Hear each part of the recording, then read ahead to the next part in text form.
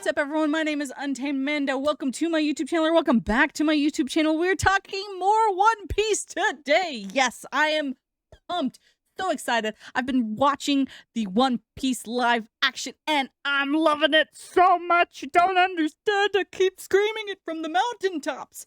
So, what kind of video could I be doing today, talking more about One Piece? Well, I thought that for any of you who are brand new to the One Piece show and are considering, maybe I'll watch the anime. What's the big difference between the anime versus the live action? Well, I'm glad that you asked, dear viewer, because I knew that's what you were asking. I read your mind. You're welcome. So let's get into it. We have an IGN article talking about One Piece Netflix biggest changes from the source material. Yeah. I love anime. I have been an anime fan for a very, very long time. So the simple fact that we are getting more and more people to love and to come into the fellowship of the anime fans, it just makes my heart happy. And if it has to be One Piece that brings people in, that bridges the gap, I will gladly take it. All right, so what's the difference in Netflix's version from the One Piece's anime and manga? First things first, it's a live action, so obviously it's going to be different. I'm not going to play the intro to the anime because I know how Japanese manga creators and anime creators are. They will immediately strike my video like quick, fast, and in a hurry. So we're not going to do that because I know better than that. So also, we're going to have spoilers. Oh my God, spoilers. Let's get into it. Netflix's recent adaptation of the legendary manga and anime series One Piece is finally here, and it's a largely faithful interpretation of most of the East Blue saga, considering over 44 anime episodes down to just 8 live action ones, with a few key changes. Some of the huge differences will be obvious to the longtime fan, but some of the decisions from the showrunner, Matt Owens, and the rest of the writing team will likely surprise even the longest-serving crewmates. Here's the most important alterations in the translation to live action and why they're such a big deal. The romance dawn. Dun, dun, dun. I really do like just that opening scene with the live action. Mwah! Chef's kiss. The inciting incident for the Great Pirate Era, the time period where One Piece is currently set, is no less important in the Netflix adaptation, as it also kicks off with the Pirate King Gold Roger's public execution.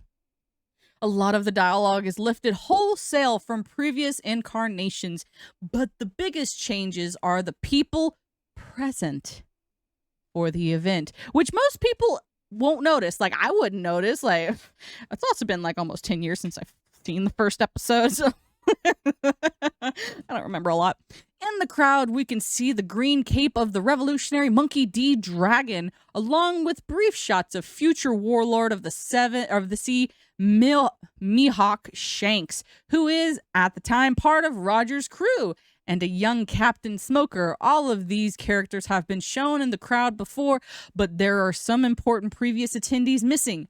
Buggy, Crocodile, Don Quixote, Doflamingo, and Gecko Moria. I hope I said those names right. Good Lord, I'm pat on the back for me saying those names. The biggest change in the presence of Vice Admiral Garp, who wasn't at the execution previously, but leads the proceedings in Netflix's One Piece. Despite the alteration, this doesn't seem to change his character's trajectory much, as he still ends up overseeing Koby and Helmeppo's training. This is true. I did not really have a problem with him being the one to execute the Pirate King. It kind of just adds more gasoline into his flame of getting rid of the pirates. It just adds a little bit extra to why he would want to get rid of the pirates. The Marine cadets Koby and Helmeppo get far more screen time than in the source material, showing a lot more of their experience working under Garp. In the anime, it's several hundred episodes before they're ever seen again, though they make semi-regular appearances in the manga. Yeah, because you can do a lot more stuff like that in the manga. You can have like little teasers, little snippets of like, here's what they're doing over here. But you can't really do that in the anime. You could, but they didn't. I don't know why. Look at that. Look at the Zoro. Yes. Show, don't tell, is what most screenwriters will recommend. The fight between Zoro and Mr. Seven is previously mentioned in the Baroque Works arc of the manga and anime, which would take place a short time after the events in the live-action season, but it isn't depicted until the Netflix adaptation in the anime and manga. Zoro simply talks about winning the fight when higher-ups in Baroque, I think I'm saying that right. I'm now second-guessing myself. Baroque Works reveal themselves after the crew reaches Arabista. Why do I do that to myself? I just messed myself up. I said a word right, and then I was proud of myself, and now I messed up the second word. Including this fight and the new adaptation works to introduce the audience to two important things. Seeing the existence of the network of pirate mercenaries a full season before they'll become relevant to the story, and as an early showing of Zoro's skill as a sword fighter. In the source material, the audience doesn't actually get confirmation of this until he's freed from Shell's Town. This is true. I didn't mind the change, though. I thought it was fine. While we're on the subject of Zoro, here he's responsible for giving Helmeppo's his horrible haircut, which solves a long-standing fan argument about why someone would look like that on purpose. Yes, he was given a close haircut by none other than Zoro. Mwah, mwah, I love it. I love it so much. Orangetown, although the crew are introduced to the clown pirate Buggy in Orangetown, their experience with him is pretty different. Buggy previously hadn't forced the village to attend a circus performance and hadn't entirely leveled the surroundings, but was still a highly credible threat. There we go. Lord have mercy. Why can't I speak? Without any buildings standing, this means the dog Chow Chow has nothing to guard, so isn't sitting outside the pet store waiting for his owner. We do still get to see a shot of Chow Chow walking towards the camera at the end of the episode. Thankfully. Yes, that is important because the dog is cute and fluffy and we need more cute and fluffy dogs. There's no appearance from the lion Richie either. This means no fight scene between him and Luffy, though Buggy does lampshade this with a line of dialogue about expecting the circus performance to have a dancing lion. We do still see Luffy locked in a cage by Buggy, though this time it's because he's being subjected to a salt water torture. Yes, it is. It's fine to have. I don't mind these changes as much when I know that it's still being very much in the same spirit and adapting it faithfully as much as you possibly can with this type of media. Syrup Village. Look at that. Look at those cute little boys. Usopp's crew, Nin, Pim, and Teminji don't show up. And Usopp's first encounter with Luffy and his crew ends up being entirely different as a result. Previously, Usopp and his crew felt they needed to defend the village from Straw Hats. But without Nin, Pim, and Teminji, his introduction to Luffy, Nami, and Zoro is far less confrontational. At least so far as those two groups are concerned. Yeah, I forgot about that Usopp actually had people that were, quote-unquote, part of. The arc is missing a huge amount of Kuro's crew, who previously planned to storm the village before being outed by our main characters. The most notable absence is the hypnotist Django. Yeah, I forgot about the hypnotist. He was the reason... Yep, I remember.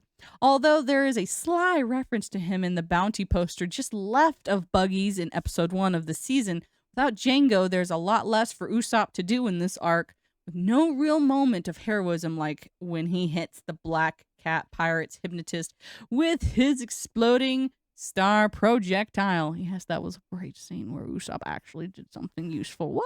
Oops. The fights that do occur end up being pretty different as well. Previously, most of the fights took place on a slippery hillside outside of town. Meanwhile, the Netflix adaptation sees all of the action unfold inside Kaya's mansion after Zoro discovers the body of Kaya's lawyer.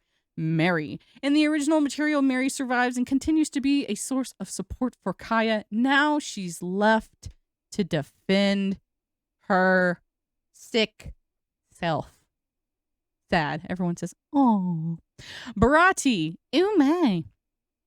Some of One Piece's biggest strengths in previous iterations are in how interconnected the events of the world are, but those connections can't emerge until the groundwork is set. The live-action show makes the story mirror some of its later arcs by aligning the aims of its antagonists rather than just moving the action from one beat to the next. Here, Buggy actually meets Arlong and is manipulated into helping him find the location of the Straw Hats. Yes, with only so many episodes with this, I understand you have to make some cuts, you have to make some changes in order for the story to make sense. Absolutely understandable. Do what you got to do. Arlong's early entrance into the show allows him to be a continued threat and larger presence. It also means that when Nami performs her first suspected betrayal, she leaves with Arlong without having to steal the Straw Hat's ship to get away. Now Luffy, Zoro, Sanji, and Usopp join with Buggy to try and track her down with the aligned interest of getting the map to the Grand Line back. This time they just happen to do so on the Going Merry. Oh my goodness. Wait. In the previous versions, Don Krieg arrives at Bharati, and wants to turn the floating restaurant into his new galleon, but is stopped by Luffy and Sanji. In the live-action story, he ends up cut down by Mihawk before he gets the chance. This is true. Yes, we get Sanji. Yes, I love Sanji. Mwah. This is pretty efficient storytelling, as the reason Don Krieg even needs a new ship in the anime and manga is that his fleet was torn apart by Mihawk off screen, giving Mihawk this fight and finishing Don Krieg before he makes it to Bharati. Effectively tells the same story, sets up Mihawk's skill as a swordsman, and makes room to establish Arlong in a place where Don Krieg would have been earlier than they have in previous iterations. Making this change doesn't come without a cost, though, as it causes a little bit of narrative bump. The Netflix show, like the manga and anime before it, introduces the character of Jin, a pirate from Don Krieg's crew who is starving to death after fleeing the battle with Mihawk previously. Jin plays a large part in this arc after Sanji makes him a well-needed meal.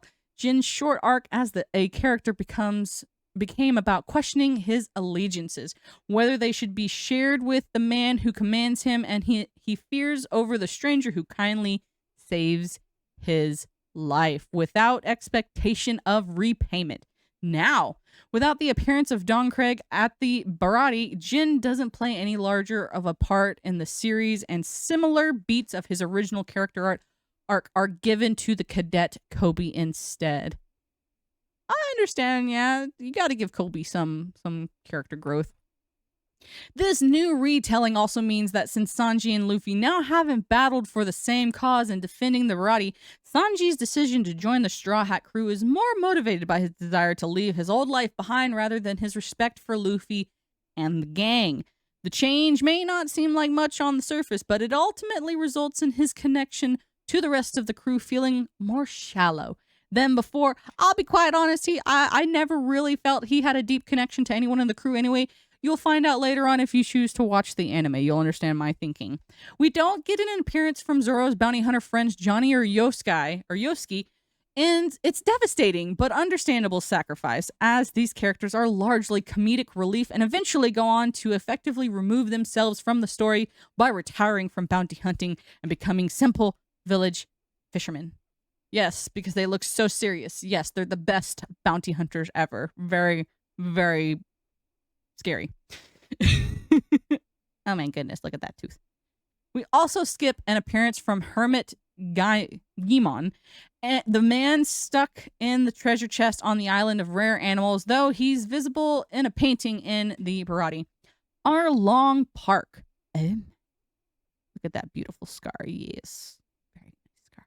Once we reach the Arlong Park episodes, there are only a few small changes. Ginzo doesn't wear a pinwheel in his hat in the present day sections of Cocoa Village, meaning Luffy isn't inspired to create the Gum Gum pinwheel special move. Momo, the giant sea cow, the monster that Luffy uses to the move against, has been cut from the episode as well, though there's a drawing of him in the show's first episode. Moo! Zoro and Sanji now team up for a fight against Karabi, whereas previously Zoro faced off against the octopus words are hard. Hachan, and Sanji faced Karabi alone. Here the pair overpower the fisherman karate master with a series of named attacks, whereas in the manga and the anime, Sanji manages to defeat Kobe by breathing into his gills while they battle underwater. Yes, I know, I'm struggling. Please forgive me, all of my anime fan friends. I'm butchering this, I know. The villagers in this arc are now unaware that Nami is working for Arlong out of necessity. Now they believe that she's acting in her own self-interest. This raises tensions as the villagers are forced to pay regular protection money to the Arlong pirates. Previously, the villagers only pretended to hate her to allow her the ability to leave them behind and move on with her life. Ooh, interesting. Previously, Nami's sister... I can do it. Nohiko got her tattoos out of sympathy for the mark that Nami is forced to wear by Arlong. But now, like the rest of the village, she isn't aware of the additional context and thinks Nami has betrayed the island, which means she simply has tattoos without their additional meaning. I mean, those are cool tattoos. I mean, I think so. Loo Town and Reverse Mountain. The scene at the end of the season's final episode where the Straw Hat all place their foot on a barrel and share their dreams would usually take place after their visit to Lounge Town, but the crew don't make their whoever wrote this article needs to be smacked. But the crew hold on. But the crew don't make it there during the show's 8 episodes.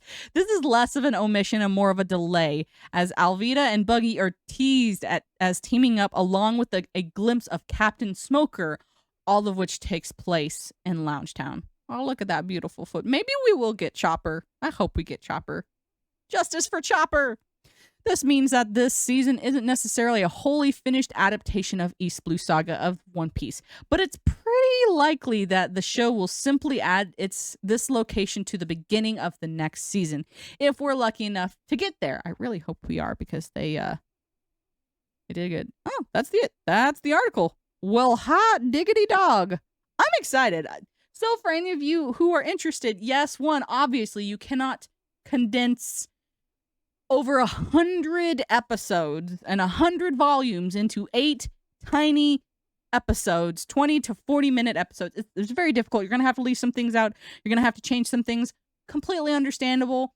I'm all for it. I think that this adaptation was brilliantly done.